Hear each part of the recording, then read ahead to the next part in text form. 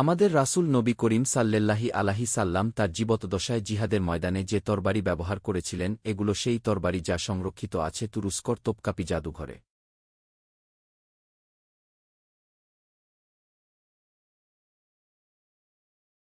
এটি নবী করিম সাল্লেল্লাহি আলাইহি সাল্লাম এর পাদুকা মোবারক যা উনি ব্যবহার করেছিলেন।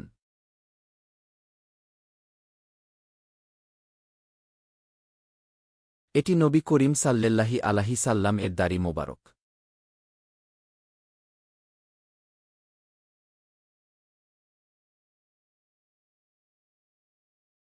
এটি নবী করিম সাল্লেল্লাহি আলাইহি সাল্লাম এর কদম মোবারকের ছাপ যা সংরক্ষিত আছে তুরস্কর তোপকাপি জাদুঘরে।